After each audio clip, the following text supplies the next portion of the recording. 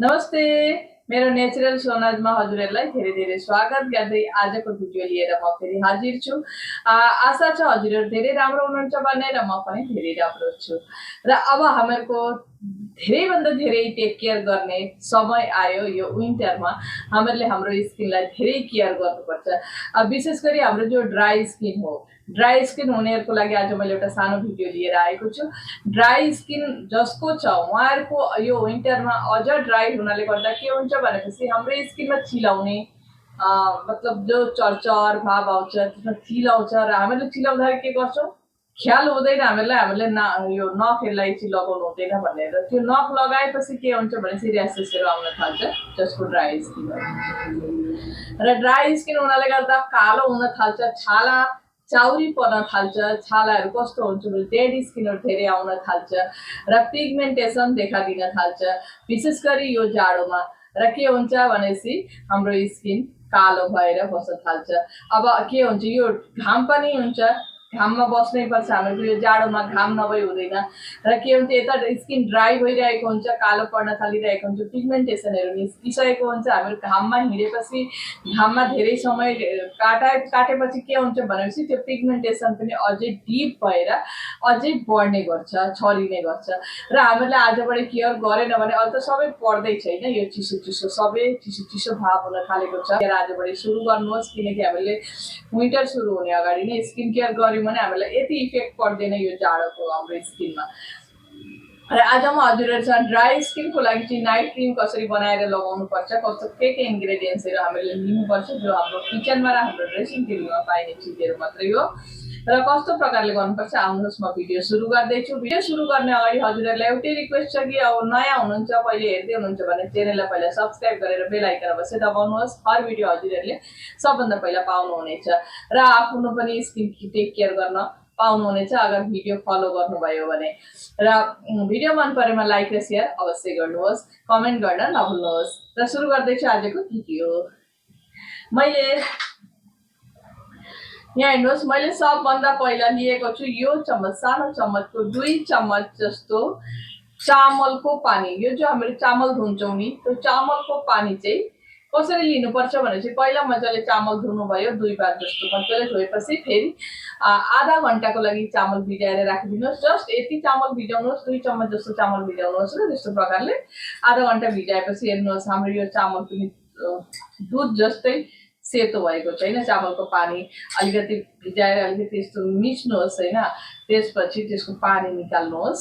चामललाई गुँडो गर्ने दरकार छैन, जो हामीले चामल जसरी धुन्छौँ नि त्यस्तो प्रकारले लिनुहोस्। अब यसमा हामीले एड गर्नुपर्ने चिजहरू के हो भनेपछि, यो चामलको पानीले चाहिँ के गर्छ भनेपछि हाम्रो स्किन हाइड्रेट बनाउँछ, सफ्ट बनाउँछ, नमी बनाउँछ, हाम्रो स्किनको दागहरूलाई दूर गर्छ, साथै रिङ्कल्सहरूलाई पनि दूर गर्न मद्दत गर्छ। र यसले हमेसा हाइड्रेट र शीतल बनाउँछ। जो चिलाउनेहरू निस्किन्छ नि यो जाडोमा, त ड्राई स्किनहरूमा धेरै भने समस्या आउने गर्छ, त्यो समस्याहरूलाई दूर गर्न मद्दत गर्छ चामलको पानीले। अब यसमा हामीले एड गर्छौँ के भनेपछि चाहिँ यो एलोभेरा जेल। एलोभेरा जेल करिब 1 चम्मच जस्तो एड गर्नुहोस्। पत्ता एलोभेरा जेल लिएर हुँदैन, घरको होइन, 1 क्युब किनेकै लिनुहोस्, किनकि हामीले क्रिम बनाउने छौँ 1 सप्ताहको लागि। र 1 सप्ताहको लागि क्रिम बनाउनु हुँदाखेरि मैले के गरेँ, यसको यो सानो चम्मचको 2 चम्मच जस्तो चामलको पानी लिएँ, 1 चम्मच जस्तो मैले एलोभेरा जेललाई लिएँ। अब हामीहरू के एड गर्छौँ भनेपछि यो इभियनलाई एड गर्नुपर्छ। इभियन म यहाँ 2टा एड गर्दैछु।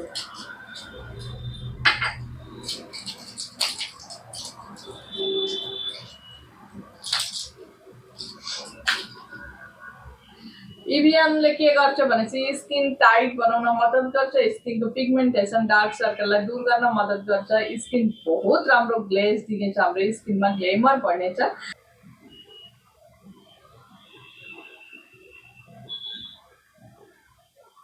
किनकि 1 सप्ताहको लागि ड्राई स्किनको लागि चाहिँ मैले 2टा क्याप्सुल लिएँ। जसको ऑयली स्किन हो उहाँहरूले एउटै लिँदा पनि हुन्छ। ऑयली स्किनहरूले पनि यसलाई बनाउन सक्नुहुन्छ, अलिकति क्वान्टिटी कम बेसी गर्नुहोस्। र यो ड्राई स्किनको लागि चाहिँ मैले 1 सप्ताहको लागि, जसको धेरै ड्राई छ र यो हाम्रो जाडोले गर्दा अझै ड्राई हुने गर्छ हाम्रो स्किन, उहाँहरूको लागि चाहिँ मैले यो क्रिम बनाएर देखाउँदैछु।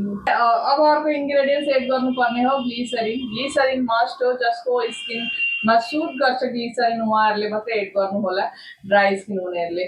यसै त अल टाइप स्किनको लागि ग्लिसरिन सुट गर्छ। कुनै कुनै स्किन यस्तो हुन्छ कि कुनै कुनै चिजले अलिकति एलर्जी हुने चान्स हुन्छ होइन। अब हेर्नुहोस् मैले यसमा 5 ड्रप्स दिएँ, ज्यादा नहीं दिएँ। एड गर्दैछु यो कोकोनट ऑइल। जे ऑइल सुट गर्छ त्यही लिनु होला। मैले करिब हाफ चम्मच जस्तो कोकोनट ऑइल एड गरेँ। अब यसलाई हामीले यति मजाले मिक्स गर्नुपर्छ जति बेरसम्म हाम्रो राम्रो एउटा क्रिम तयारी हुँदैन त्यति बेरसम्म हामीले यसलाई मिक्स गरिरहनुपर्छ। हेर्नुहोस् कस्तो मजाको क्रिम रेडी भयो। यो भयो एउटा नाइट क्रिम ड्राई स्किनको लागि। अब हामीले कन्टेनरमा भरेर 1 सप्ताहको लागि स्टोर गरेर राख्नुभयो।